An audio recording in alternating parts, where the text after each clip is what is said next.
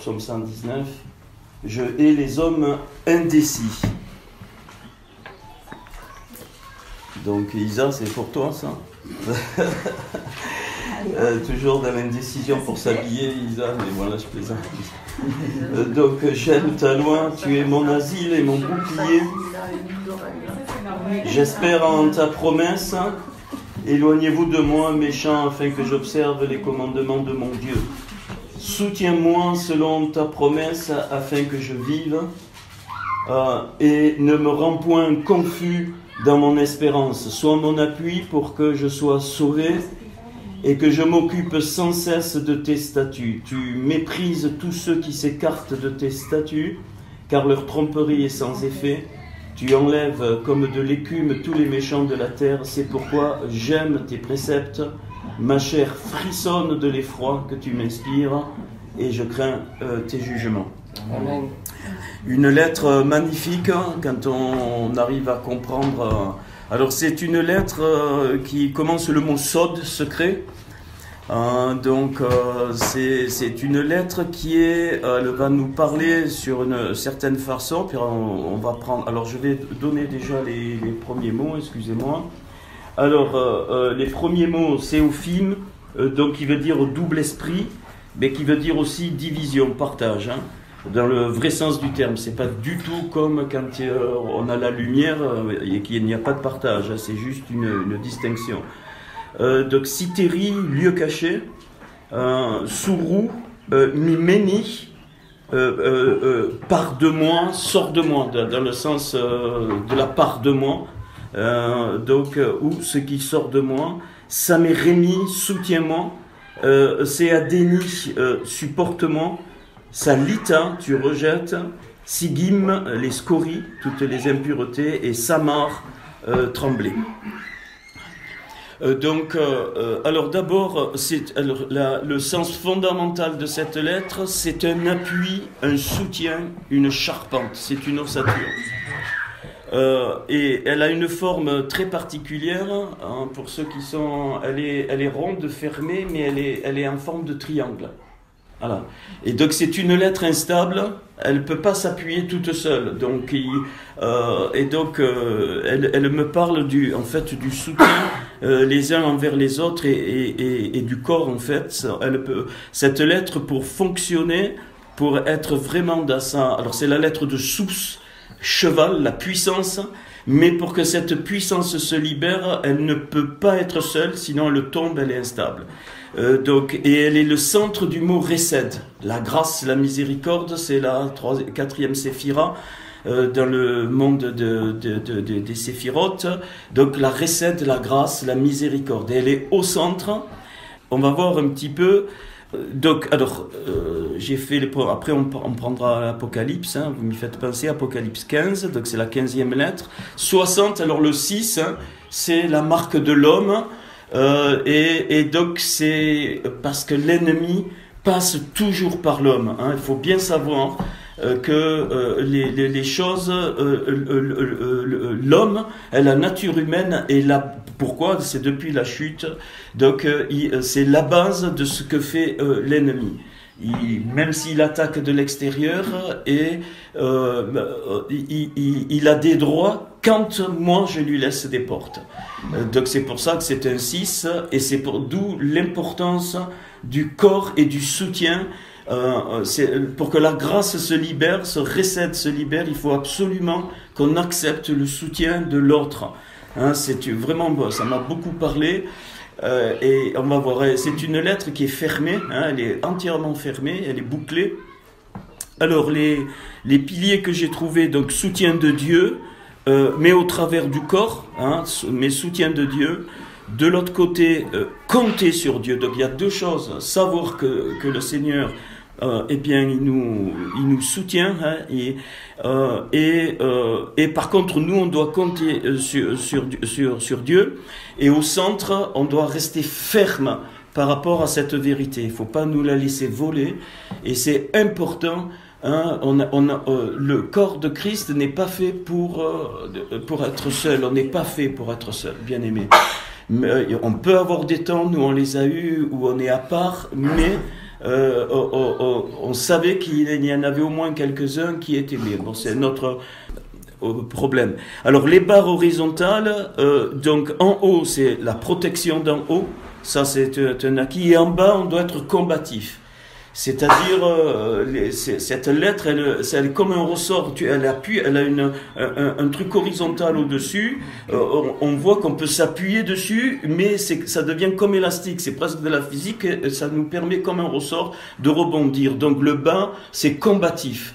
On doit rester combatif et on est absolument combatif quand on est ensemble. On se soutient les uns les autres. Hein, c'est très clair. Et le centre, donc, décisif. C'est le centre des 3 barres horizontales.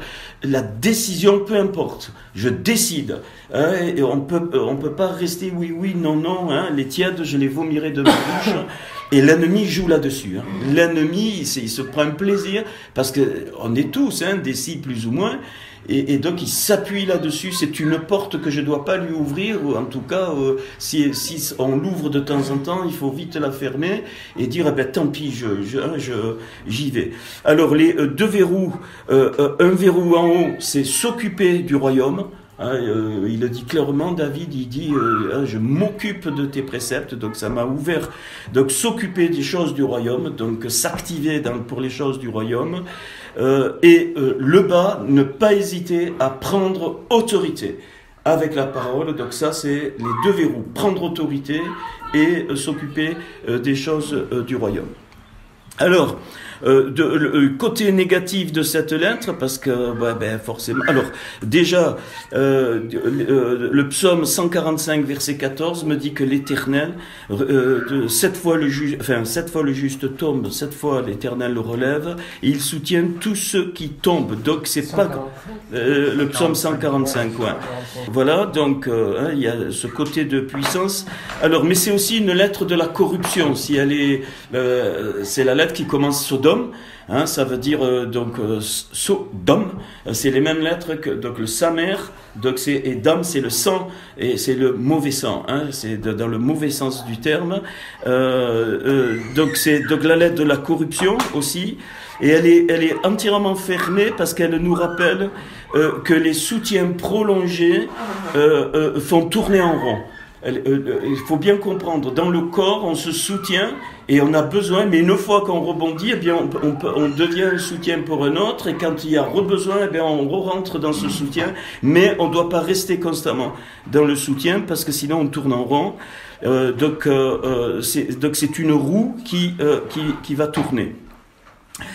Alors 2 Corinthiens chapitre 1 verset 3-24, ça m'est venu très très fort.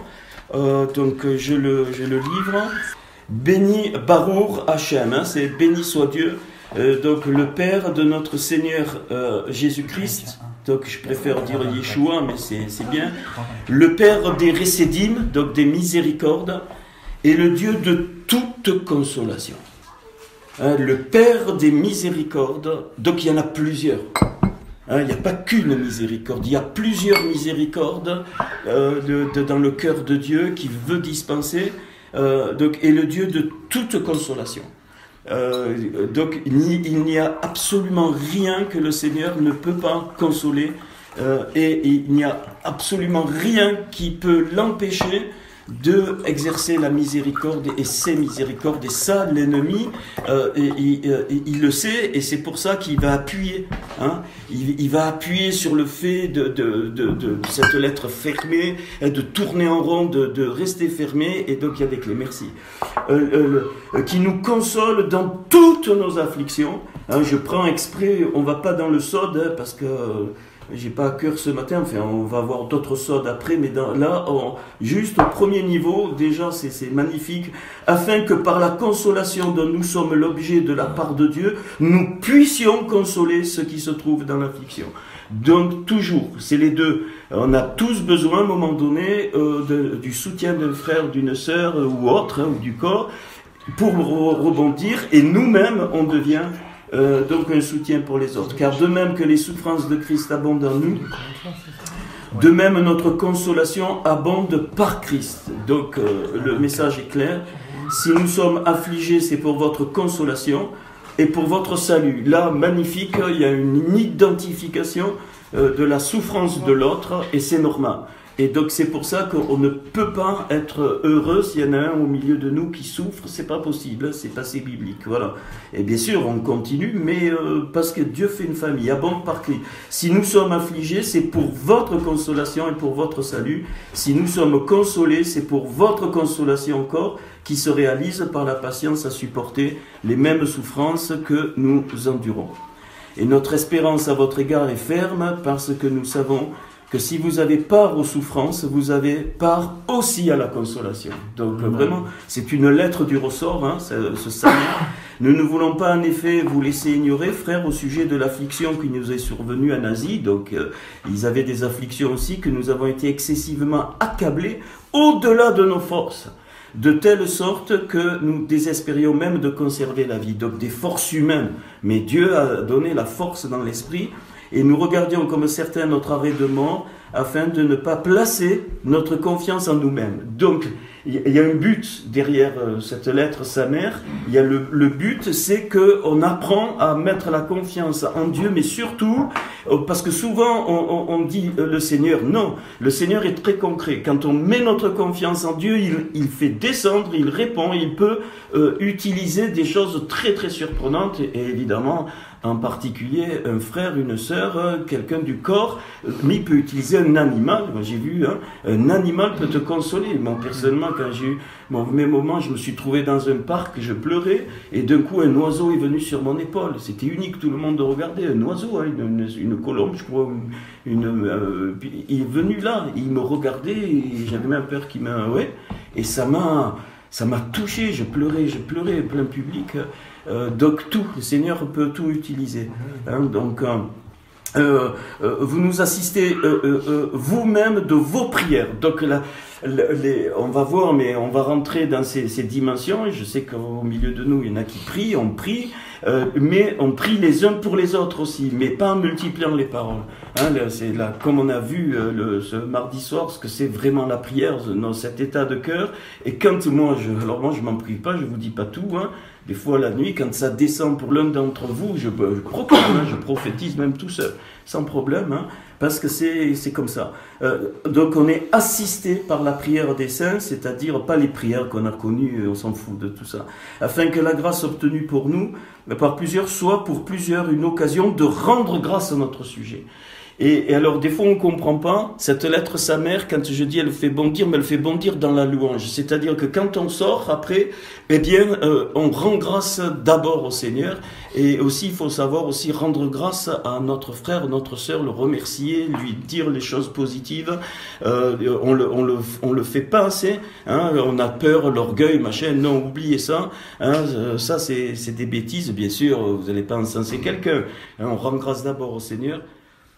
Parce que je vous dis, ça nous monte vers la louange, et je m'écrie loué soit l'Éternel, et je suis délivré de mes ennemis. Donc l'ennemi va toujours essayer qu'on se taise, qu'on puisse pas exprimer la louange en Dieu. C'est normal, c'est une puissance, c'est une guerre, c'est une arme. Hein, c'est une arme et ça libère, la louange libère l'arme de Dieu, et l'ennemi s'en va, c'est obligé. Donc c'est pour ça qu'on doit rendre grâce, c'est pas pour s'amuser, hein, c'est parce que c'est une arme. Il est un peu long ce texte, mais bon, vous le méditerez tranquille aussi, hein, pour chacun.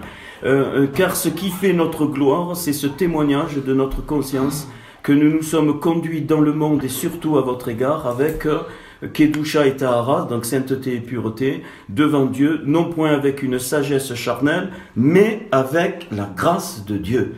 Hein, la sagesse d'en haut ne peut descendre que par le recette, par la grâce de Dieu.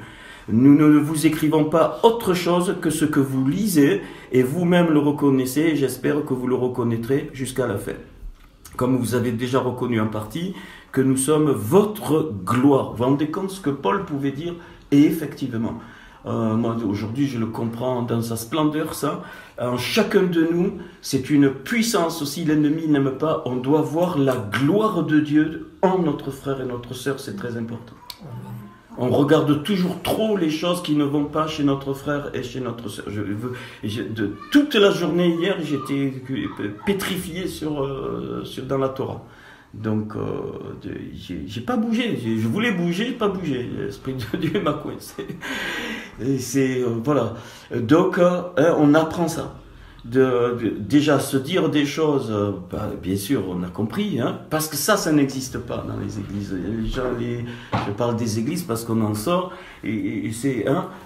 non, Seigneur, hein, mon frère, ma soeur, tu l'as créé avec ton image, comme tu m'as créé. Il a les mêmes choses que moi. Il a un corps, il a une âme avec les 5 niveaux de l'âme. Donc peu importe. Et il y a des parties de l'âme qu'il faut qu'ils soient réparées. En chacun de nous, il y a des... Voilà. Et on n'a pas tous les mêmes réparations. Et par contre, on doit voir la beauté qu'il y a de l'autre côté, la ode, hein, la majesté, la ode, la tiferet. Le mot tiferet est très fort, l'harmonie qu'il y a dans les domaines qui n'ont pas besoin d'être reconstruits. Et ça, c'est important. C'est important, c'est un équilibre. Hein. Il n'y a pas que, bien sûr, la prophétie, le discernement des esprits est donné pour révéler les mauvaises choses, les scories. Là, il dit hein, qu'on enlève les scories, David, avec cette lettre à sa mère, mais aussi pour voir la majesté de Dieu en chacun de nous, et ça fait la beauté du corps. Dans cette persuasion, je voulais aller d'abord vers vous afin que vous ayez une double grâce. Comme il y a une double onction, hein, donc c'est-à-dire qu'il y a une dimension de la grâce, et c'est à ce moment-là que la lettre elle s'ouvre forcément hein, pour recevoir. Et cette lettre ouverte donne le dalet, qui est la porte qui s'ouvre. La porte qui s'ouvre. C'est-à-dire il y a une plénitude de la grâce qu'on vit déjà en Yeshua Mashiach au niveau du salut, mais la double, c'est-à-dire une deuxième mesure de grâce, c'est entre nous dans le corps. Et là, ça déborde. Donc, d'abord vers vous, afin que vous ayez une double grâce. Je voulais passer chez vous pour me rendre à Macédoine, puis revenir et vous m'auriez fait accompagner un Judée. Est-ce qu'en voulant cela, j'ai donc usé de légèreté, ou bien mes résolutions sont-elles des résolutions selon la chair, de sorte qu'il y a en moi le oui et le non? On retombe sur l'indécision. Hein. Donc, car le Fils de Dieu qui a été prêché pour nous au milieu de vous par moi, par Sylvain et par Timothée, n'a pas été oui et non, mais c'est oui qui a été en lui. Car pour ce qui concerne toutes les promesses de Dieu, c'est encore le oui et amen. Amen par lui est prononcé par nous à la gloire de Dieu. Et celui qui nous a fermis avec vous en Christ, et qui nous a oint, c'est Dieu, lequel nous a aussi marqué d'un sceau et a mis dans nos cœurs les arts de l'esprit. Paul, il exprime clairement qu'il avait quelque chose à cœur et que cette partie des Corinthiens l'a retardé. Alors il dit, mais est-ce que oui ou non? Et puis non, il dit non, le oui est amen, ça veut dire quoi? Ça veut dire qu'il voulait absolument que la volonté de Dieu s'accomplisse pour ces Corinthiens, donc il a eu le discernement d'attendre, il devait aller en Macédoine, et il a bloqué, il n'a pas bloqué, parce qu'il savait qu'il faut absolument que le corps, il fallait un corps uni, hein, un corps prêt, et donc on le voit, hein, moi je ne l'avais pas vu, c'est hier que j'ai vu ça dans ce texte, au fur et à mesure que le Seigneur me conduisait. Donc cette lettre, sa mère, elle nous parle à tous, hein, ça c'est évident. Donc, comme elle est au milieu de Récep de la grâce, quand elle se penche du côté de Dalet, ça ouvre. Mais alors, la dimension de grâce, ça va faire comme un balancier, ça la renvoie de l'autre côté, et elle tape, elle prend l'appui sur la porte qui est le rette, et ça, c'est la surnature.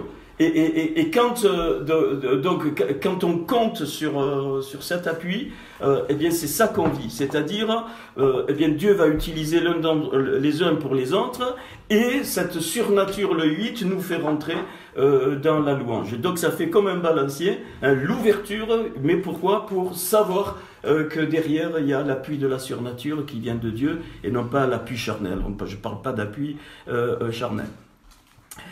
Alors, elle représente aussi, et pour nous libérer un petit peu chacun, nos attachements, nos certitudes sur lesquelles sur lesquels des fois on s'appuie, mais qui agissent comme un piège. Il y a des certitudes qui nous piègent. Et c'est pour ça que dans un verset de l'Écriture, il est dit ne déplace pas les bornes. Ça veut dire, eh bien, il y a des certitudes de Dieu qu'on garde, mais déplace les bornes. Il y en a d'autres qu'on doit enlever pour que l'attente s'élargisse. Sinon, on va dans un mouvement circulaire. Hein.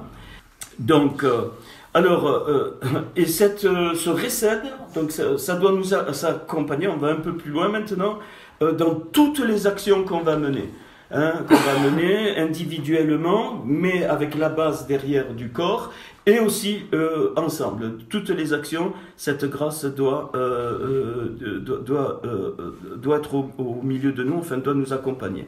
Parce que c'est une arme. Voilà.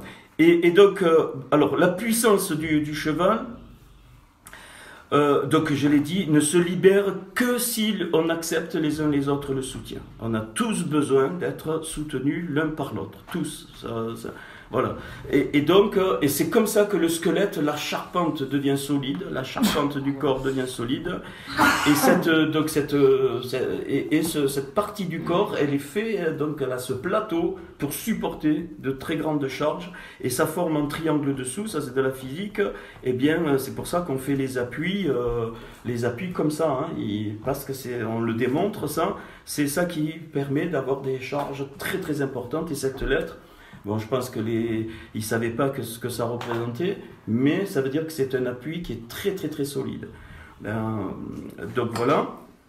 Alors Sab aussi, c'est le sage de la maison, l'ancien, et même l'ancien des jours. Donc il y a besoin au milieu de nous, hein, parce que ça va grandir, on a besoin, il y a des anciens, des papas, des mamans. Donc ça commence par Sab. Pourquoi? Parce qu'ils deviennent comme un père, après il devient un soutien pour que les vocations se libèrent. Alors, aussi cette fermeture, elle a un côté positif. C'est la protection comme le temple, c'est aussi la présence de Dieu en nous. Hein, elle doit être aussi protégée. Donc ça c'est l'autre aspect, l'aspect positif.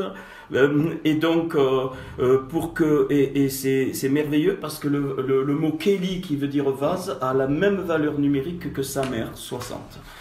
Donc notre vase, on est le temple du Saint-Esprit et donc dans le corps, eh bien, il y a aussi une fermeture comme le temple parce que c'est un endroit où la présence de Dieu descend. Alors c'est au Sinaï, ça commence par sa mère aussi que Moïse a reçu donc la Torah. C'est au Sinaï que donc Élie donc a prié. Hein. C'est donc la dimension. Cette dimension donc de soutien. C'est là, hein, c'est au Sinaï qu'il y avait Aaron et Hur qui lui soutenaient les mains et pendant ce temps Josué combattait dans la montagne. Saphir aussi commence par sa mère, donc toutes les séphirotes. Saphir, la pierre, donc tout ce qui brille, cette grâce permet au corps de briller. À ceux-ci reconnaîtront que vous êtes mes disciples, à l'amour que vous avez les uns pour les autres. La forme ronde aussi, ça m'est venu, ça exprime la plénitude de l'accomplissement. C'est-à-dire, elle me parle du concret, cette lettre. Elle ne peut pas être abstraite. Le Samer est une lettre du concret, hein, qui donne les choses de Dieu sur la terre. Le mot aussi sauveur, que la première fois qu'on trouve, c'est le premier mot qui commence par un Samer, c'est dans Genèse 2:11, quand au niveau du fleuve, il est dit qu'il entourait tout le pays où il y a l'or pur, c'est le mot sauveur, donc encore cette notion de protection. Apocalypse, on passe à Apocalypse 15. Puis je vis dans le ciel notre signe grand et admirable, 7 anges qui tenaient 7 fléaux, les 7 derniers, car par eux s'accomplit la colère de Dieu. Donc il y a un accomplissement. Et je vis comme une mer de verre mêlée de feu, et ceux qui avaient vaincu la bête, son image et le nombre de son nom étaient debout sur la mer de verre, ayant des harpes de Dieu. Ils chantaient le cantique de Moïse, le serviteur de Dieu, et le cantique de l'agneau. Alors le cantique de Moïse, on ne va pas le faire, hein, ça sera prévu pour une autre fois. Et c'est Deutéronome 32, vous le notez, puis vous pouvez le lire, il est merveilleux, il y a 43 versets. cantique de Moïse, c'est une reconnaissance, une récède de ce qui vient de s'accomplir. Donc, pardon, Deutéronome 32. Ouais, Deutéronome, c'est donc Devarim en hébreu. Deutéronome 32, donc, où il y a le cantique de Moïse, les 43 versets, vous verrez, ils sont séparés. Il y a un autre, et le cantique de Moïse et des rachetés, donc c'est Exode 15, mais celui-là on l'a vu déjà, de verset 1 à 21, où il y a les 10 séphirotes derrière. Hein, donc, mais alors ça, mais le cantique de Moïse, c'est Deutéronome 32. Et donc le cantique de l'agneau, eh bien, je pense qu'il faut en extraire de Exode 15 pour le cantique de l'agneau, mais le cantique de l'agneau y suit. Hein. Et il est dit, regardez, le cantique de l'agneau en disant: tes œuvres sont grandes et admirables, Seigneur Dieu Tout-Puissant. Tes voies sont justes et véritables, Roi des nations. Qui ne craindrait, Seigneur, et ne glorifierait ton nom, car seul tu es saint, et toutes les nations viendront et t'adoreront, parce que tes jugements ont été manifestés. Après cela, je regardais, et le temple, donc le temple, hein, j'ai dit que le Samer représentait la mise à part, le temple, on est le temple du Saint-Esprit. Du témoignage fut ouvert dans le ciel, les 7 anges qui tenaient les 7 fléaux sortirent du temple revêtus d'un lin pur, éclatant, et ayant des ceintures d'or autour de la poitrine. Il faut comprendre que quand le Seigneur va revenir, eh bien, il sera révélé le sod par le Samer. Ça sera un sod immense pour Israël. Immense, et pour ceux qui attendent, évidemment. Et l'un des 4 êtres vivants donna aux 7 anges 7 coupes d'or pleines de la colère du Dieu qui vit au siècle des siècles. Donc ça, c'est l'accomplissement du jugement de Dieu. Le temple fut rempli de fumée à cause de la gloire de Dieu. Donc c'est vraiment une mise à part. Dans le temple, il y a la gloire de Dieu, mais dehors, eh bien, il y a un déversement de la colère de Dieu. Et personne ne pouvait entrer dans le temple, donc il est fermé. Personne ne pouvait rentrer dans le temple. Donc il y a une fermeture, une protection, jusqu'à ce que les 7 fléaux des 7 anges soient accomplis. Donc c'est la lettre de l'accomplissement. Voilà. Ok, on passe à la lettre Ain. Alors la lettre Ain, donc, c'est donc la 16e lettre. Alors, et là, on est au cœur même, rappelez-vous, hein, le Ain, c'est une des lettres de Yeshua. Yeshua, la dernière lettre, c'est Ain. Donc c'est une lettre très très forte, on va voir quelques notions. Alors, je prétends pas tout avoir, hein, bien aimé, si vous trouvez des choses après ce qui commence dans l'hébreu, je suis partant, évidemment. Hein, bon, je fais avec ce que je ressens et avec le temps que j'ai. Alors, j'observe la loi et la justice. Ne m'abandonne pas à mes oppresseurs. Prends sous ta garantie le bien de ton serviteur. Ne me laisse pas opprimer par des orgueilleux. Mes yeux languissent après ton Yeshua et après la promesse de ta justice. Agis envers ton serviteur selon ta bonté et enseigne-moi tes statuts. Je suis ton serviteur, donne-moi l'intelligence pour que je connaisse tes préceptes. Il est temps que l'Éternel agisse, il transgresse ta loi. C'est pourquoi j'aime tes commandements plus que l'or et l'or fin. C'est pourquoi je trouve juste toutes tes ordonnances et je hais toutes les voies de mensonge. Alors, le Ain, donc voilà pour les premiers mots. Alors les premiers mots, donc Asiti, donc j'ai fait, et c'est la même racine, rappelez-vous, que la Assia, assemblée. Hein, j'ai fait dans le sens j'ai assemblé. Arov, donc être sûr, être posé.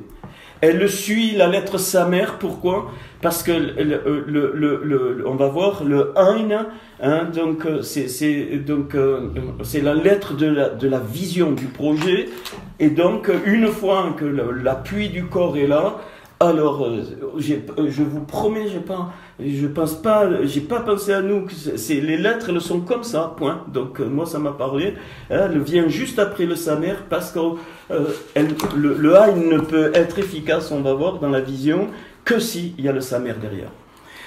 Donc Arov, donc être sûr, être posé. Donc Enai, mes yeux. Le Ain, on va voir, c'est l'œil, hein, l'œil de Dieu. Donc mes yeux. Osé, donc encore une fois traité, assemblé.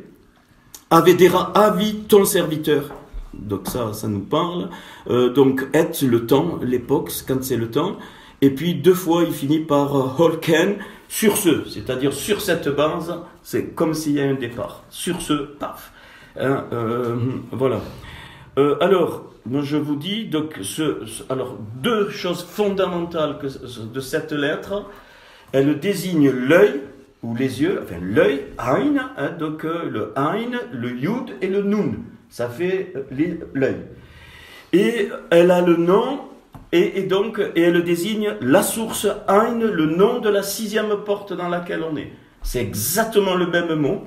Donc pour dire l'œil et la source, c'est exactement enfin une lettre près, je crois, mais enfin j'ai pas eu le temps de regarder, mais c'est le même nom. Donc 2 choses, l'œil et la source.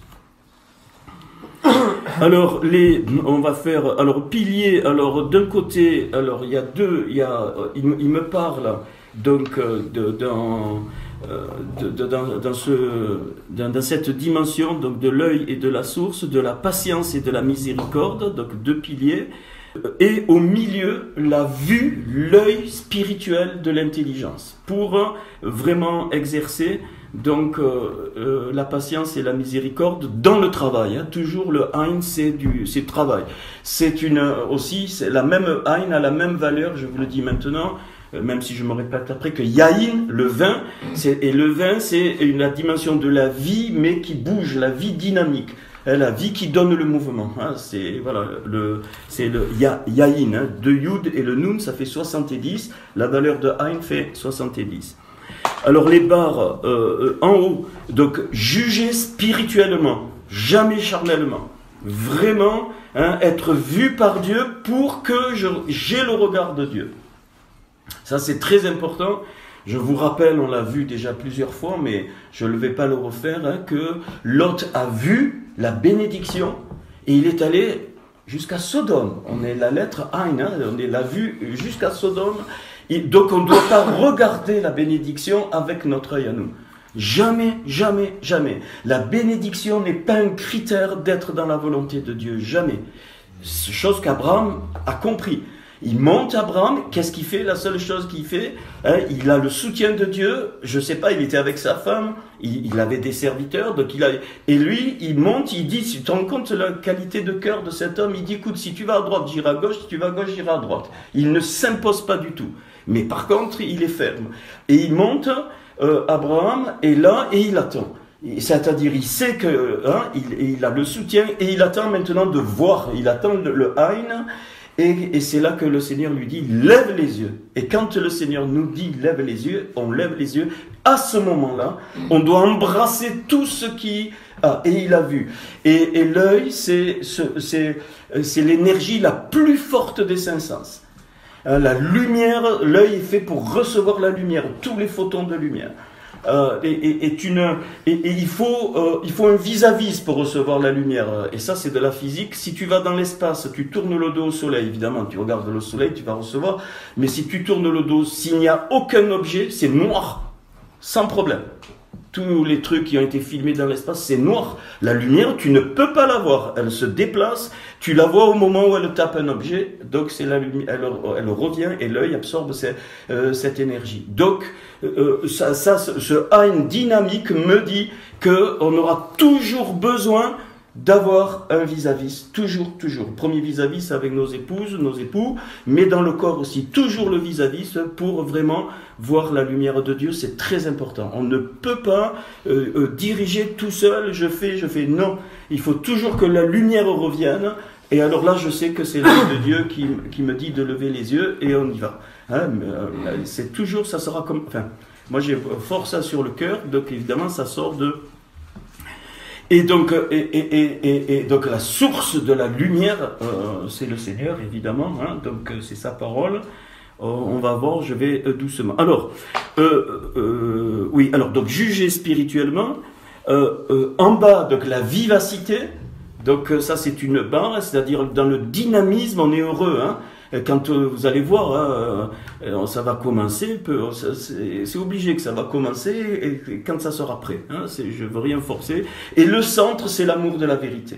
hein, sur les barres, voilà. Donc juger spirituellement en haut, en bas, la vivacité, c'est-à-dire c'est eh bien en se bougeant que les choses et c'est là que la dimension même du corps, en bougeant, vous allez voir, même le corps se construit. Hein, c'est la dynamique est nécessaire.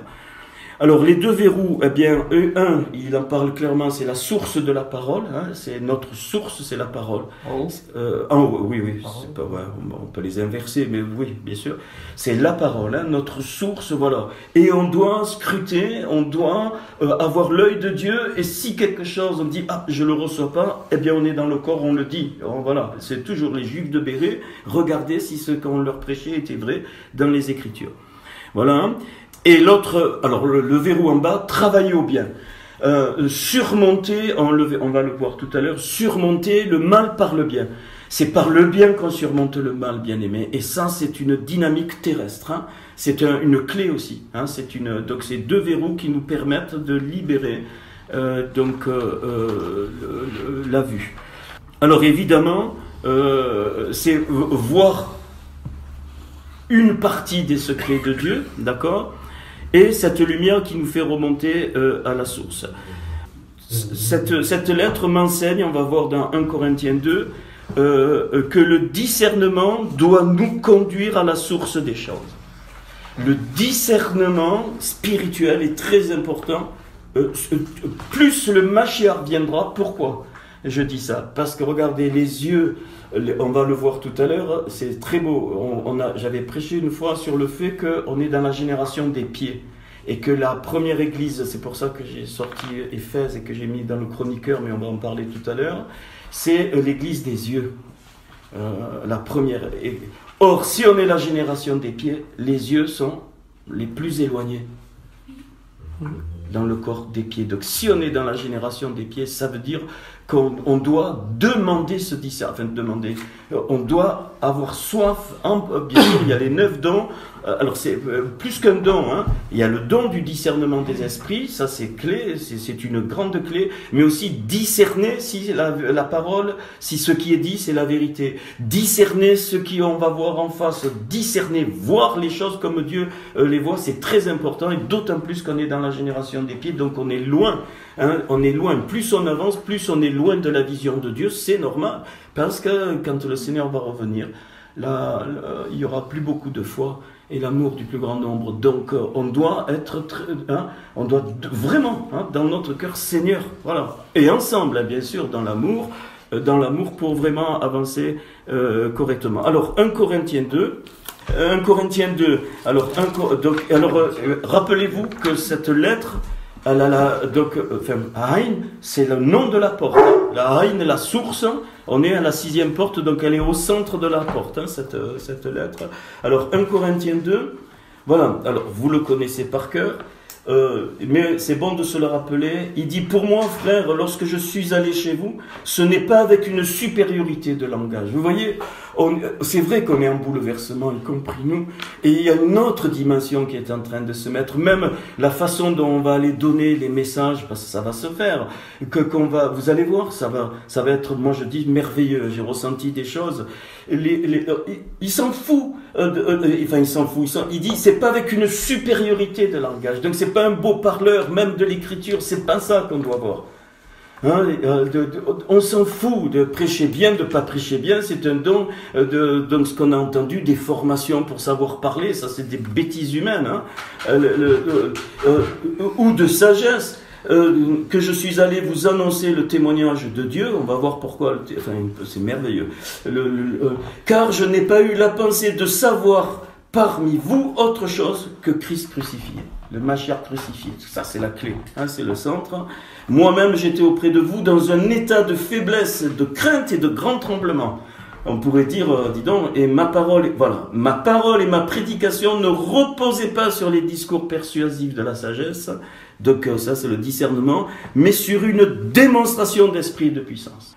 Nos actions, bien-aimés, je ne veux pas vous tromper par une fausse espérance, si on obéit au Seigneur, c'est obligé, on ne peut pas demander moins qu'une démonstration d'esprit et de puissance. Même pas le demander, ça doit être la conséquence de ce qu'on est en train de vivre. Et vous allez voir, les âmes, quand ils voient les étincelles, quand elles vont voir la démonstration, elles vont voir avec leurs yeux, oui, avec la lumière de Dieu, on est dans le Haïm, une démonstration. Pourquoi le Seigneur, vous voyez jamais le Seigneur évangéliser? On en avait parlé. Jamais, ça n'existe pas. Et évangéliser, c'est encore les églises qui ont déformé ce mot. Hein, comme l'église, ça a été déformé. D'ailleurs, dans le chroniqueur, il faudrait peut-être que je corrige certaines choses. Marc, enfin, tu me diras si tu veux le mettre comme ça. C'est nous. L'évangélisation, c'est ça. Quand les étincelles, ou que tu sois, même une démonstration d'esprit de puissance, ça ne veut pas dire forcément un gros truc. Une personne peut être touchée par ce que tu lui dis. C'est une démonstration d'esprit de puissance. Et qu'est-ce qu'ils faisaient les âmes? Elles se jetaient sur le Seigneur pour être guéries, tellement il y avait cette démonstration d'esprit de puissance. Ça, c'est ce que j'appelle l'évangélisation, mais le mot, je le bannis parce que c'est des adeptes. Et ça fait partir d'un des harours de Matthieu 23. Malheur à vous, parce que vous courez la mer et la terre pour faire des prosélytes et vous les rendez 2 fois plus fils de la géhenne que vous. Et je veux dire, c'est pour ça que je crois, on est tous en bouleversement, parce que le Seigneur veut qu'on arrive là, qu'on retrouve dans les petits noyaux, parce qu'on est la génération des pieds, ceux qui étaient dans l'église des yeux, ceux qui étaient au début au niveau de la tête, la démonstration d'esprit. Quand vous lisez les Actes, ça vous fait pas mal au cœur? Quand les mouchoirs de Paul guérissaient les malades, l'ombre de Pierre, les malades étaient guéris, la prison, les anges descendent, ils ouvrent la prison. C'est pas des histoires, hein, ça s'est passé. Voilà, et en tout cas, moi, je ne vais pas vous donner, mais dans mon cœur, avec Isa, on veut ça. Pas pour... non, mais pour que le Seigneur se glorifie voilà. Et même nos enfants, même nos propres enfants, s'il y a une démonstration d'esprit de puissance, alors ils voient quoi? La gloire de Dieu. Afin que votre foi... Écoutez ça, soit fondé non sur la sagesse des hommes, surtout pas, mais sur la puissance de Dieu. Évidemment, hein, le Kohar qui fait 28, la puissance de Dieu, la puissance du Saint-Esprit, c'est pareil que c'est la puissance de la parole, ça sort de la parole, c'est obligé. Hein. Quand tu vois la parole, quand tu vois la voix, donc la voix de Dieu, bien la puissance se libère, ça ne peut aller qu'en ça. Cependant, c'est une sagesse que nous prêchons parmi les matures, hein, et on a mis les parfaits, sagesse qui n'est pas de ce siècle. Voilà, donc vraiment discerner, hein, sagesse qui n'est pas de ce siècle, ni des chefs de ce siècle, qui vont être réduits à la puissance. Nous prêchons la sagesse de Dieu, mystérieuse et cachée, que Dieu, avant les siècles, avait destinée pour notre gloire, sagesse qu'aucun des chefs de ce siècle n'a connue, car s'il avait connu, il n'aurait pas crucifié le Seigneur de gloire. Bien-aimé, moi, il est hors de question qu'on rentre au milieu des rois comme les nations, au milieu des rois comme les structures religieuses. C'est hors de question, il faut que ce soit imprégné en nous. Hein, cette dimension, tu n'as pas besoin de roi. Ton seul roi, c'est le Seigneur. Hein, et ça ne veut pas dire qu'on ne respecte pas les autorités de Dieu. Mais une vraie autorité de Dieu, tu te soumets à son onction, pas à lui, surtout pas. Parce que lui, il est charnel aussi, vous comprenez. Et on a inventé, nos régimes, nos présidents. C'est des dictateurs, entre guillemets. Ne me dites pas que dans notre monde, on est libre. Enfin, je suis mal... Enfin, c'est pas mon truc. Je pense qu'au milieu de nous, il y en a mieux qui pourraient... D'ailleurs, j'aimerais bien entendre un jour où vous écrivez là-dessus sur la politique, mais c'est une horreur. C'est le contraire de la puissance du Saint-Esprit. Donc, sagesse, voilà. Mais comme il est écrit, ce sont des choses que l'œil n'a pas point vues. Que l'œil n'a point vu. L'œil charnel, hein. Que l'oreille n'a point entendu, évidemment, les deux vont ensemble, on l'avait vu, mais là on est centré sur l'œil, et qui ne sont point montés au cœur de l'homme, des choses que Dieu a préparées pour ceux qui l'aiment. Dieu nous les a révélées par l'Esprit, car l'Esprit sonde tout, même les profondeurs de Dieu. Dans un texte magnifique, lequel des hommes en effet connaît les choses de l'homme, si ce n'est l'esprit de l'homme, qui est lui, de même personne ne connaît les choses de Dieu, si ce n'est l'esprit de Dieu. Or, nous n'avons pas reçu l'esprit du monde, c'est pas de l'orgueil, hein, il savait Paul, mais l'esprit qui vient de Dieu, afin que nous connaissions les choses que Dieu nous a données par sa grâce. Clair. Et là, il révèle, et on doit ça l'imprégner aussi, 3 domaines spirituels. Le domaine de Dieu, le domaine de Satan et le domaine de l'homme. Donc on est avec notre âme, elle a 5 parties, et dedans il y a la rouar qui est l'esprit. Donc ça c'est l'esprit, tous les hommes naissent avec un esprit de l'homme. Hein, le Saint-Esprit c'est l'esprit de Dieu et l'esprit de Satan, on connaît, il libère par les démons. Et nous en parlons non avec les discours qu'enseigne la sagesse humaine, mais avec ceux qu'enseigne l'esprit, employant un langage spirituel pour les choses spirituelles. Mais l'homme naturel n'accepte pas les choses de l'Esprit de Dieu. Donc on aura toujours cette lutte, car elles sont une folie pour lui, il ne peut les connaître, l'œil naturel il ne peut pas, parce que c'est spirituellement qu'on en juge. L'homme spirituel au contraire, c'est-à-dire l'homme avec l'œil de Dieu, au contraire juge de tout, c'est-à-dire peut tout analyser par l'œil de Dieu, et il n'est lui-même jugé par personne, car qui a connu la pensée du Seigneur pour l'instruire? Or nous avons la pensée de Christ. Ça peut paraître orgueilleux comme texte, c'est une réalité, le mur il est blanc, il est blanc. Si nous avons Christ en nous, la pensée de Christ, elle est avec nous, évidemment, sauf si on décide de pas le suivre. Et ça va évidemment avec comprendre, ça c'est, et c'est pas pour rien que dans le Shema Israël, Deutéronome 6, eh bien, il y a la lettre, je vous en ai parlé, Ain, qui est mise en plus grand, et la lettre Dalet du Erad 1, qui est mise en plus grand. Je peux vous le montrer, il y a 23 lettres, donc vous commencez Shema, donc Shin, Mem, et puis le Ain, il est tout grand, puis vous avez 23 lettres, et ça finit dans Erad 1, Shema Israël, Adonai Eloheinu, Adonai Erad. Comprends Israël, notre Seigneur est l'Éternel Yod-Hé-Vavé est notre Seigneur, et il est Erad. Et le Dalet, donc qui finit. Et ce grand Aïn et ce grand Dalet, ça veut dire témoin. Ça veut dire martyr, ça veut dire serviteur, ça veut dire témoin. Témoin de la lumière de Dieu qui sort de l'œil de Dieu. Témoin de la lumière de Dieu, ça te donne aide. Ces deux lettres. Et une, elle commence dans Jma. Donc, et la lumière, eh bien, quand on voit la parole comme Dieu veut, eh bien, la lumière pénètre en nous. Et Dalet, le Hérad, qu'est-ce qui se passe? Le vrai Hérad au milieu de nous. Et là, on est dans le témoignage de ils vous reconnaîtront au Hérad qui est au milieu de vous. À l'amour que vous avez les uns pour les autres. Et ça, il faut absolument y arriver. C'est pour ça que le linge sale, il se nettoie en famille, mais à l'extérieur, c'est pas une hypocrisie. Non, on doit être prêt à ce que cette lumière de Dieu devienne un témoignage, parce que c'est pas pour nous, on vit pas ces choses pour nous.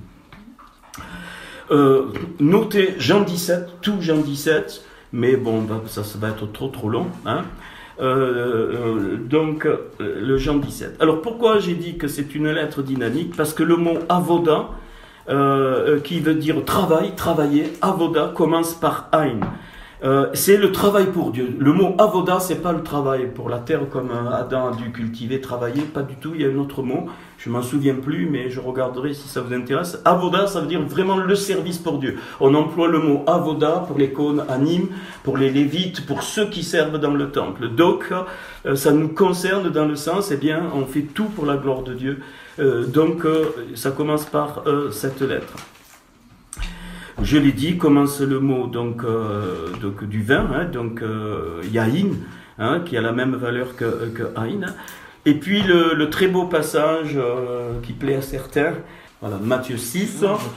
Alors il vient juste après le Notre Père, donc Matthieu 6, à partir du verset 17.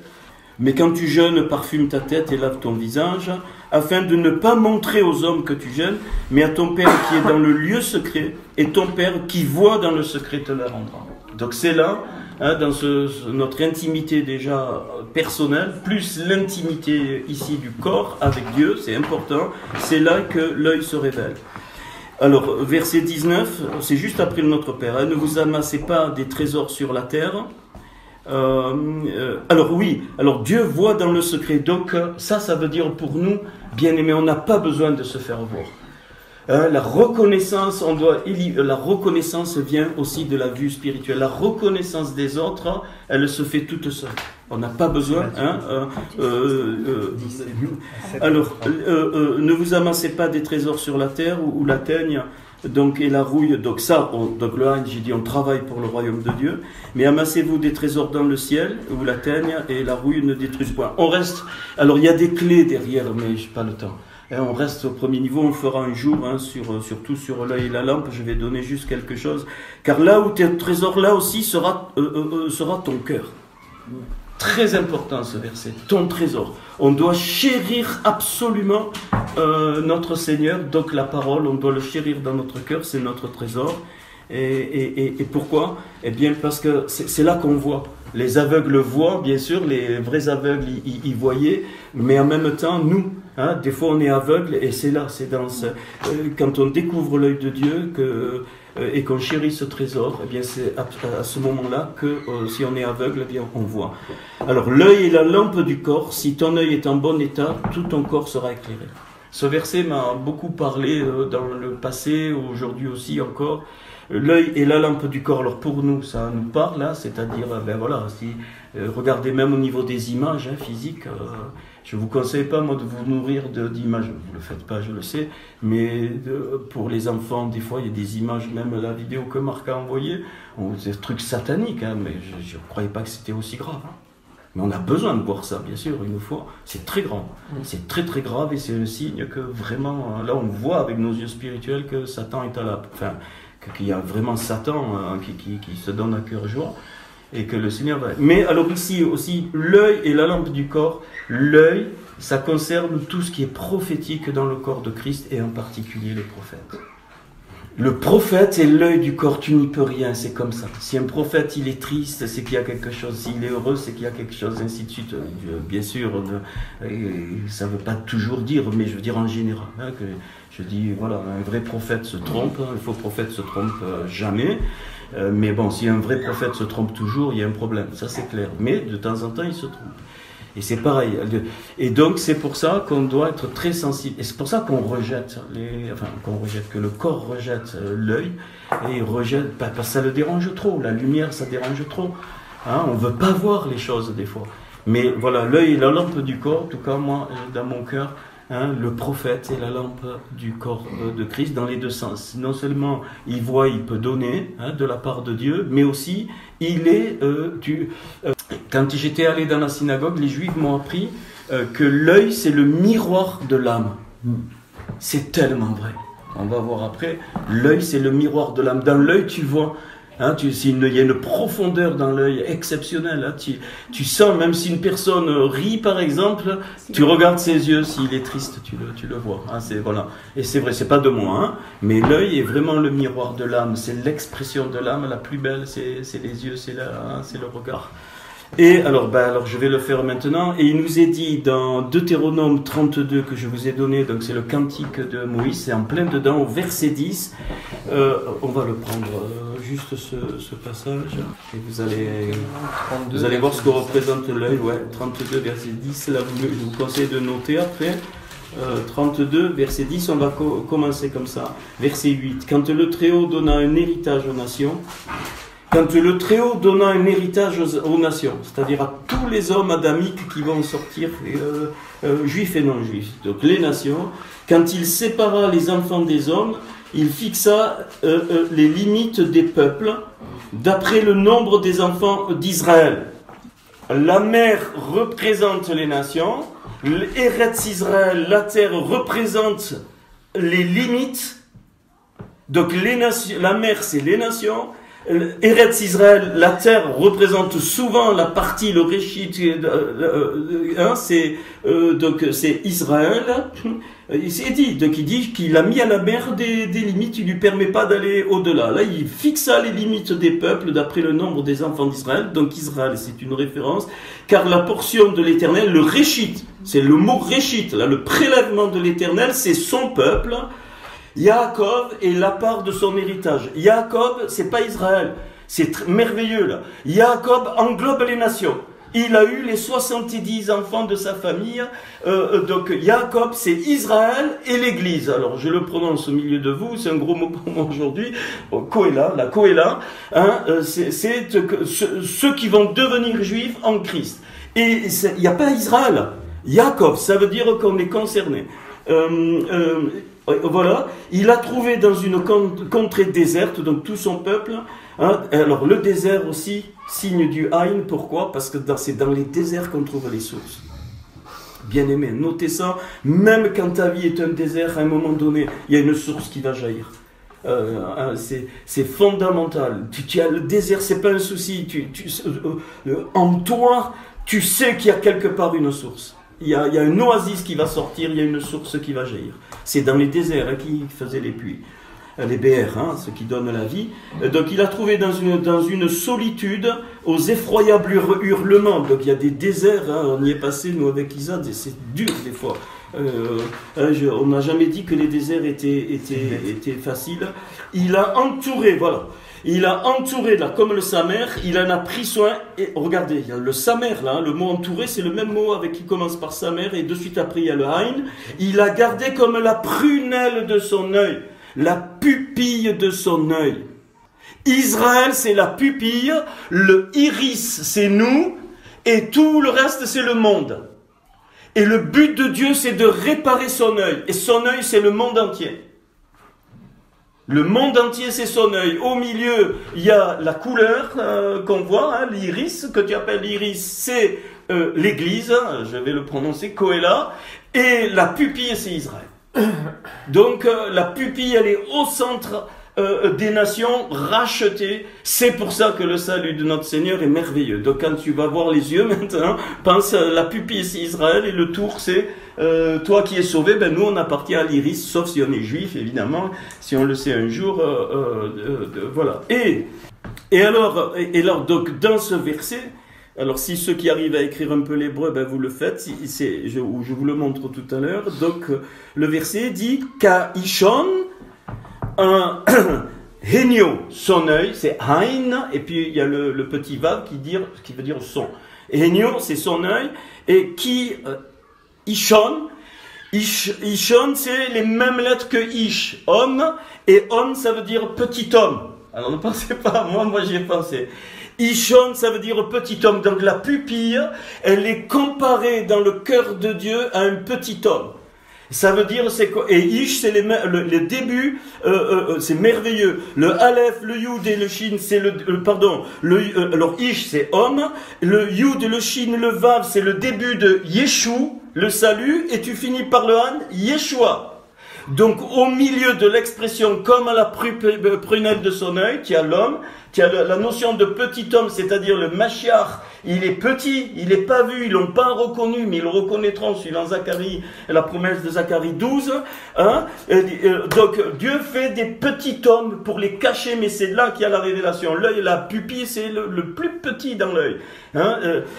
Et là, au centre, tu as le salut. C'est-à-dire que de la pupille sort la source qui va être donnée aux nations. Et si les nations, et c'est ce qu'on est en train de faire, savent le prendre, après, elle le donne aussi au monde. Moi, l'image m'a... c'est hier après-midi, Ishon, je ne savais pas que Ishon, j'ai regardé, c'est le dictionnaire biblique, ça veut dire petit homme. Et le Ishon, donc la pupille est comparée à un petit homme. La pupille de l'œil, c'est le petit homme, c'est-à-dire, c'est évidemment la révélation du Mashiach, et il y a les lettres de Yeshua, donc là au milieu. D'où la restauration de l'œil par rapport à la croix. Amen. D'où Dieu est en train, pourquoi on dit que le Seigneur répare son œil, c'est écrit dans un des prophètes que Dieu répare l'œil, son œil, il répare son œil, c'est ça. D'où notre vocation, c'est sur la terre, notre mission, c'est que les étincelles, elles rentrent dans l'œil, dans l'iris, ou si c'est un juif, dans la pupille. C'est comme ça. Dieu répare son œil. Alors oui, il y a aussi le mot. C'est bon, ça vous a parlé ça? Parce que moi je veux que ça vous parle, sinon. Alors, rappelez-vous que Sod, la valeur de Sod, ça fait 70, aussi comme Aïn. Donc le secret, le Sod, qui commence par le Samer, Samer, 20, Dalet, ça fait 70. Donc la révélation du secret, forcément, fait jaillir la lumière. Donc le Aïn, et donc rappelez-vous que la pupille Israël, c'est le centre, donc c'est le Ishon, le petit homme de l'œil. Donc ça veut dire que nous on appartient à l'iris et que cette révélation, on doit garder au centre Israël. Paul n'a jamais dit qu'il y aura un nouveau Israël, c'est faux, c'est une fausse doctrine, c'est une fausse doctrine totale. Il n'y a pas comme ça s'appelle cette doctrine du remplacement. Non, non, non, non. On complète l'œil et c'est les 70, ça j'avais appris ça dans la synagogue, les 70 enfants de Jacob, les Juifs vous diront que c'est les nations. C'est les 70 nations, le chiffre 70 représente de tout temps, depuis tout temps, les nations. Et ils ont raison, on le retrouve alors là, dans le Deutéronome, où il parle de la mer et de la terre. La mer c'est les nations. Et le mot aussi, un mot qui commence par Ein, qui m'a parlé aussi, Anava, qui veut dire humilité. Donc accepter de descendre à la source, parce que là la source c'est pas la source, c'est le puits qui jaillit. Donc accepter de descendre à la source de nous-mêmes et d'être dévoilé par l'œil de Dieu. C'est une obligation, c'est un chemin incontournable. Ça c'est un chemin incontournable. Donc voilà, donc là, vous avez bien noté les textes de la lampe du corps, ça, et puis le Deutéronome 32 qui nous montre que le but de Dieu aujourd'hui c'est de réparer son œil, donc son peuple, Israël plus les nations, et le tout formera, c'est ce que dit Paul dans Éphésiens, en Christ, eh bien les deux sont réunis. Alors Apocalypse 16, Apocalypse 16, vous allez voir, eh bien, et j'entendis une voix forte. Je vis une voix forte. Notez-le, ça. Je vis, c'est-à-dire, voilà, paf, on est en plein. Et je vis une voix forte qui venait du temple et qui disait aux 7 anges, allez et versez sur la terre les 7 coupes de la colère de Dieu. Donc le Seigneur, vous entendez ça, on reçoit la lumière tout un temps, mais un jour c'est par la lumière qui va jaillir. Tu ne peux pas voir la lumière de Dieu. C'est par la lumière de Dieu que le jugement va avoir lieu. Pourquoi? Parce que ça, Jean chapitre 1, elle était la lumière du monde en parlant de la parole. Donc Dieu juge par la parole, mais le jugement, il va s'exercer. Ça va être un éblouissement. Les gens vont devenir aveugles au niveau spirituel. Je parle après peut-être physiquement aussi. Donc Dieu juge par la lumière et il va faire, une fois que son œil est reconstruit, c'est pour ça qu'il y a l'enlèvement. Une fois que son œil est reconstruit, il y a l'enlèvement. Pourquoi? Pour faire jaillir la lumière pour juger. Ça, c'est très clair. Donc, jugement de Dieu par l'œil. Donc, c'est une très grande lumière qui va venir, mais il va y avoir des cataclysmes. Je pense qu'on va les vivre. Cette époque-là, elle n'est pas encore, mais elle va venir. Le premier, c'est Luxer malin. Vous vous souvenez des 10 plaies? Vous allez retrouver des clés. Donc, la première chose que le Seigneur va juger, c'est Luxer malin. Et on avait vu, quand on a fait les 10 plaies, que Luxer représentait l'orgueil. Chose que Satan a introduit dès le départ, c'est 2 choses, l'orgueil et le mensonge. C'est les 2 clés de tous les problèmes de l'humanité, l'orgueil et le mensonge. Donc la première des choses que le Seigneur juge, c'est Luxer, donc l'orgueil par son œil, évidemment. Et comprenez l'importance. Vous vous rendez compte, donc là, on est dans les mains de Dieu. Dieu peut faire ce qu'il veut, mais il peut faire ce qu'il veut. Mais il est Dieu. Mais il a décidé d'attendre que tout le monde, c'est pour ça qu'il est dit jusqu'à ce que la totalité soit rentrée. Il faut que la totalité de l'œil soit reconstruite pour exercer ça. Donc, vous savez que même pendant le millénium, n'ayez pas peur, on va juger, Dieu va nous demander de juger. Mais il sera là au milieu de nous, c'est obligé. Ça sera son temps. Alors j'en suis où? Alors le second ange, ça coupe dans la mer et elle devint du sang. Je fais le troisième avec. Il jette sur les fleuves et il devint du sang. Alors l'eau en sang, c'est les fleuves d'Israël. Et l'eau en sang dans la mer, c'est les nations. Alors pour les nations, c'est le sang des saints. Et pour Israël, c'est le sang des prophètes. Parce que c'est écrit là, verset 6, car ils ont versé le sang des saints et des prophètes. Donc il y a un jugement sur la mer. C'est les nations, c'est le sang des saints, parce que ceux qui sont mis à part par le Seigneur, ils seront persécutés, et on ne touche pas le peuple de Dieu. Il faut que ce soit intégré. Même si tu meurs physiquement, on ne peut pas te toucher sans toucher la prunelle de l'œil de Dieu. Et ça, il faut le comprendre. Donc il y a un tel amour sur ça, il faut rentrer dans cette dimension. Pourquoi? Ça te donne d'être un guerrier. Voilà, c'est pas toi, nous on s'en fout de nous, mais on ne touche pas ce que Dieu fait en toi, on ne touche pas.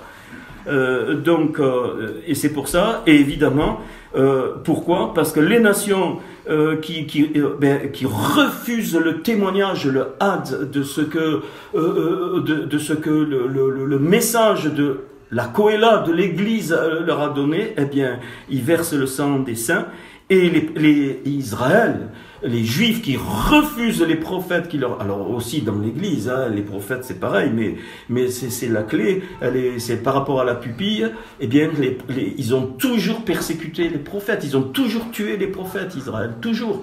Hein, ils ont été martyrisés, et c'est pour ça que Dieu demandera compte de leur sang, donc l'eau se transforme en sang. La coupe 4, quatrième versa sa coupe sur le soleil, vous voyez encore la lumière, hein, et il lui fut donné de brûler les hommes par le feu. Les hommes furent brûlés par une grande chaleur, ils blasphémèrent le nom de Dieu qui a autorité sur ces fléaux, ils ne se repentirent pas pour lui donner gloire. Donc ça c'est le refus de recevoir la Torah vivante. Il y en a qui ne supportent pas, même des croyants. Hein. Le soleil, c'est tout ce qui remplace Dieu. On veut absolument un soleil, et donc c'est une idolâtrie. Quand on refuse la Torah vivante, on devient idolâtre. Idolâtre, ça ne veut pas dire ne plus être croyant. Ça veut dire qu'on met nos choses à la place du soleil qui doit être Dieu. Plutôt, on met le soleil à la place de Dieu, comme faisait, Pharaon. Hein. On prend un autre Dieu. Donc ça sera jugé. Donc on doit se réjouir. Tout ça sera jugé. La coupe 5, c'est les ténèbres sur le royaume de la bête. Donc ça, c'est la révélation de la croix au monde entier. C'est-à-dire tout ce qui était caché, les ténèbres, ça sera jeté sur le royaume de la bête, et c'est par la croix que le Seigneur a vaincu, mais ça sera terrible, il y aura grincement de dents, ainsi de suite. La coupe 6, donc la coupe 6, il versa donc sa coupe sur le grand fleuve l'Euphrate, et son eau tarit pour préparer la voie aux rois qui viennent de l'Orient. L'Euphrate, c'est tout le matérialisme et la fausse connaissance, tout ce qu'on est en train de vivre, enfin tout ce qui s'est accentué dans notre monde. Hein. C'est l'Euphrate, c'était la fertilité, tout le développement, les sciences aussi. Moi je suis un scientifique qu'on doit respecter, les sciences on doit les respecter parce que Dieu les donne, mais si elles tuent Dieu, non. Hein, ça devient du matérialisme, voilà. Alors la coupe 7, alors oui, je vis sortir de la gueule du dragon, ça on l'avait vu, de la gueule de la bête et de la bouche du faux prophète. Là vous avez la révélation de la Trinité satanique. Enfin le mot Trinité, je sais que vous aimez pas trop l'employer, moi non plus, mais bon, peu importe, Hachem se révèle, Père, Fils et Saint-Esprit, donc voilà. Et ça pose pas de problème aux Juifs. Quand j'étais dans la synagogue, après si tu leur dis que Jésus c'est le Messie, mais eux ils ont la notion du Père, ils ont la notion du Fils, mais pour eux c'est pas Dieu, c'est le tout qui fait Dieu. Hein. Ils ont raison, dans cette optique ils ont raison. Mais bon, c'est pas grave. Hein. Voilà, là, pareil. Donc, et il y aura des esprits impurs de grenouilles qui vont... ce sont des esprits impurs de grenouilles. Et la coupe 7, eh bien c'est la révélation du mensonge originel. Hein, c'est vraiment donc la grêle, c'est tous les systèmes politiques, tout ce que l'homme a construit qui est un mensonge originel.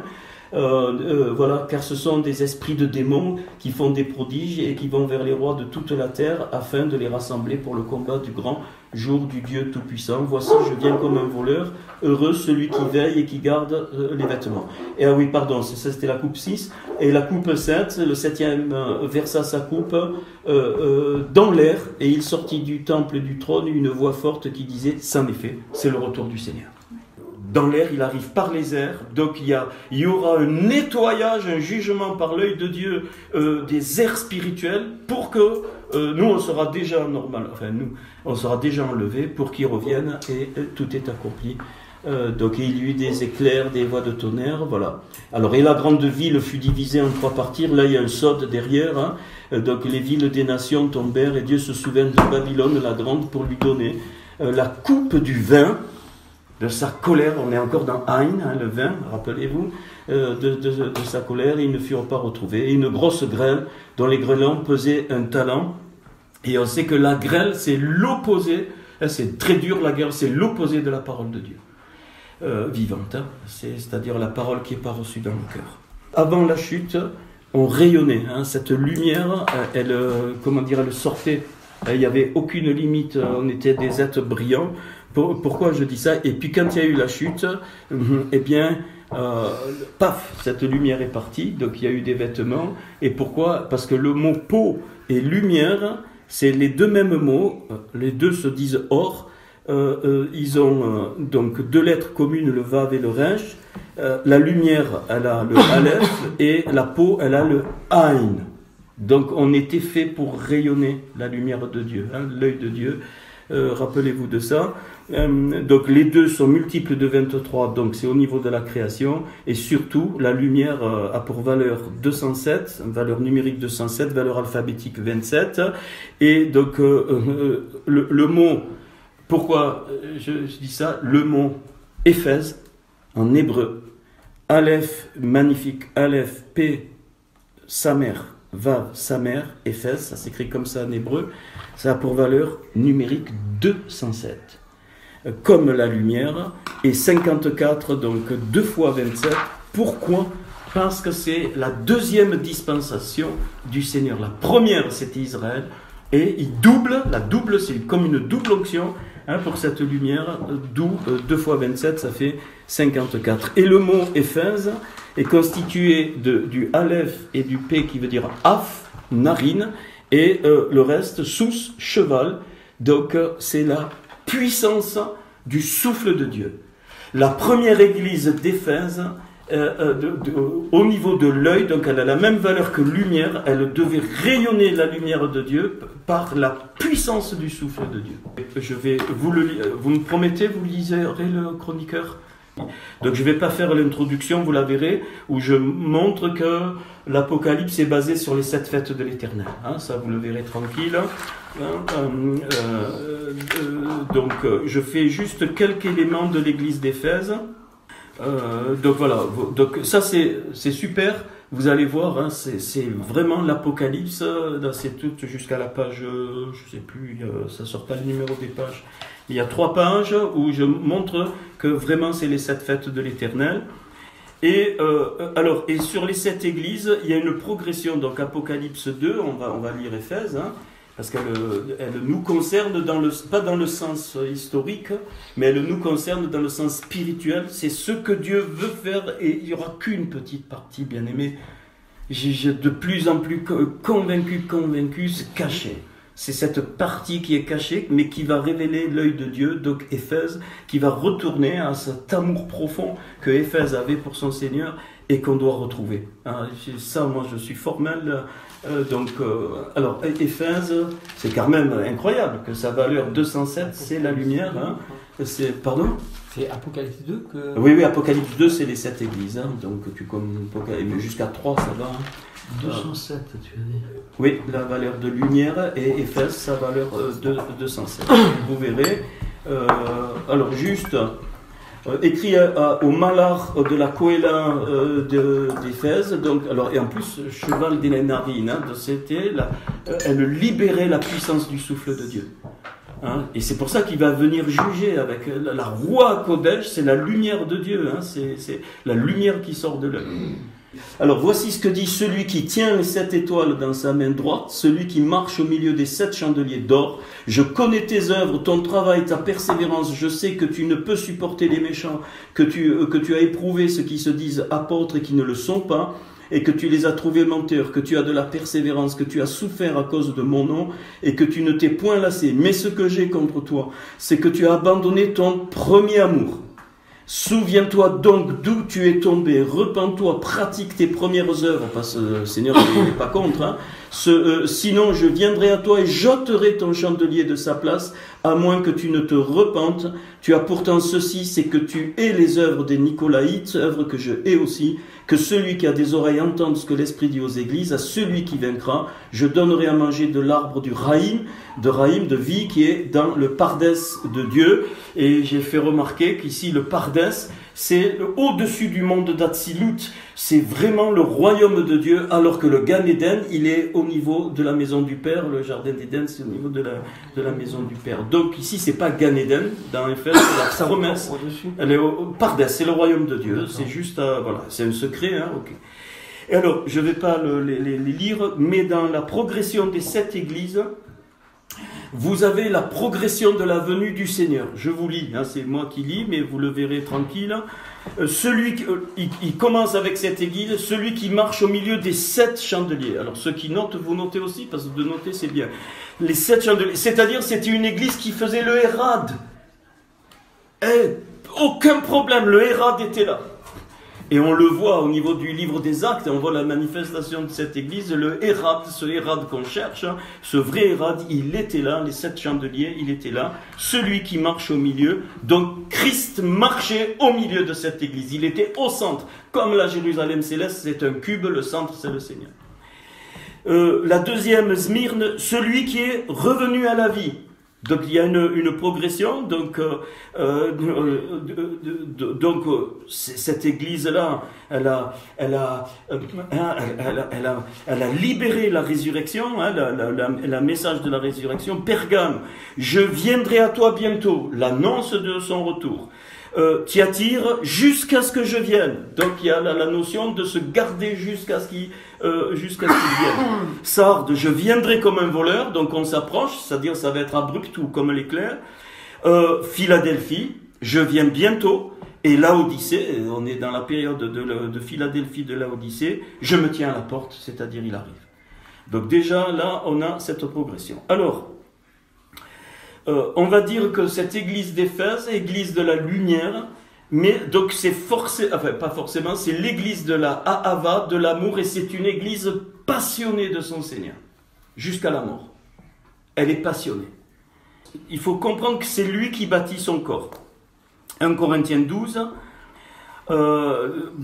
et dans 1 Corinthiens 12, s'il vous plaît, là, vous notez des petites choses quand même si c'est tout écrit et que vous allez le recevoir chroniqueur, mais ça fait du bien.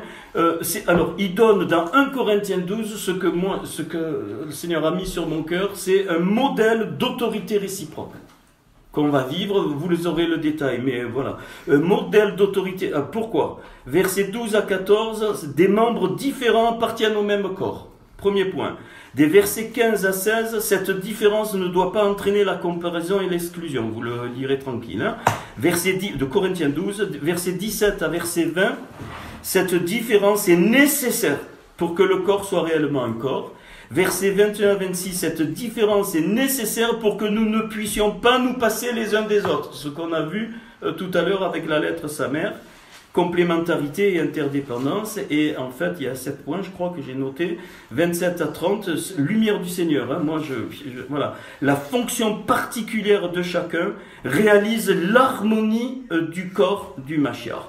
Voilà, ça c'est un modèle d'autorité réciproque de Corinthiens 12, et il donne magnifiquement, pas pour compléter, mais dans l'autre, deux critères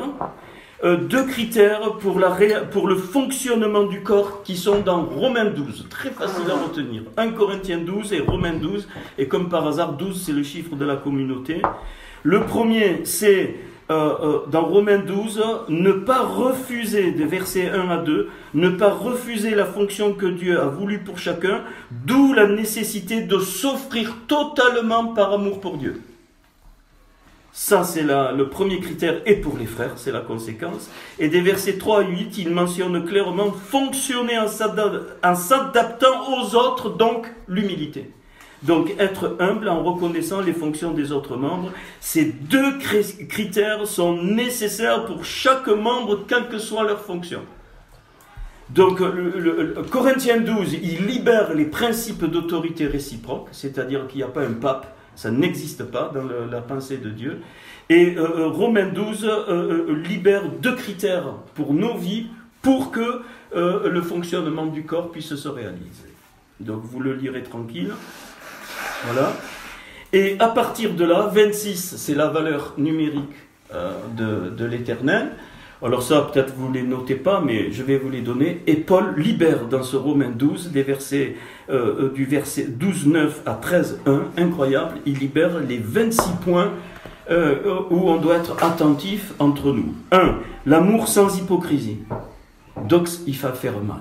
Tu sais, c'est mieux qu'on se fasse mal et qu'il y a la vérité que si on a trop vu ça. Hein, voilà.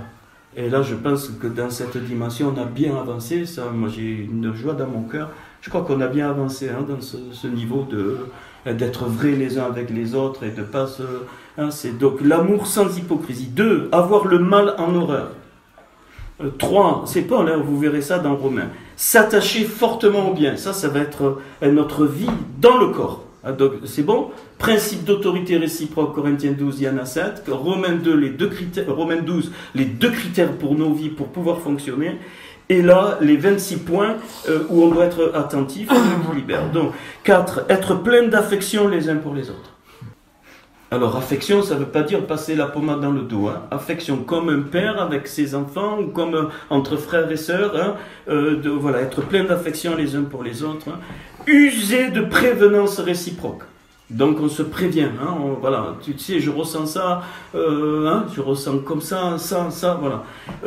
6, savoir du zèle et non de la paresse, très important, hein, on doit être zélé, vraiment, zélé dans le bon sens, hein, pas de... Alors, être fervent d'esprit, alors là, évidemment, ça nécessite d'être baptisé de l'esprit, hein, fervent d'esprit, forcément, hein, il faut vraiment cette dimension, il faut pas, c'est pas une option. Servir le Seigneur, le 8e point. Se réjouir en espérance, donc quoi qu'il arrive, 9e point. 10e, être patient dans l'affliction, ça c'est pas évident parfois. Persévérer dans la prière, le 11e. Alors ça c'est pour le corps. Hein. Pourvoir aux besoins des saints. Ça, on doit, vous verrez, on va rentrer dans cette dimension du don, hein, que ce soit l'argent ou comment on peut donner de toute façon. Ouvrir sa maison, ça fait partir de ça. Hein, voilà, faire les choses pour nos frères et sœurs, ça fait partie de ça. Pourvoir aux besoins des saints, exercer l'hospitalité, ça c'est clair. Bénir ceux qui nous persécutent, bénir et ne pas maudire. Se réjouir avec ceux qui se réjouissent, pleurer avec ceux qui pleurent. Donc, ok, ça, on comprend, avoir les mêmes sentiments les uns avec les autres, donc pas de différence. Ça veut dire ne pas faire des privilèges entre nous. Bien sûr qu'on n'a pas les mêmes, mais ça, c'est pas ça. Hein, ça, il veut dire de ne pas faire d'injustice. Ne pas aspirer à ce qui est élevé, mais se laisser attirer par l'humilité. Donc le 18. Le 19, ne pas être sage à nos propres yeux. Ne rendre à personne le mal pour le mal, mais surmonter le mal par le bien. Rechercher ce qui est bien devant tous les hommes. S'il est possible, si cela dépend de nous, être en paix avec tous les hommes. Des fois, on ne peut pas parce que voilà, il y en a qui ne veulent pas. Hein. Ne pas nous venger, mais laisser faire le Seigneur. Et si notre ennemi a faim ou soif, lui donner à manger ou à boire. Ne pas laisser le mal nous vaincre, mais surmonter le mal par le bien. Je l'ai dit avec l'autre, mais c'est le 25e.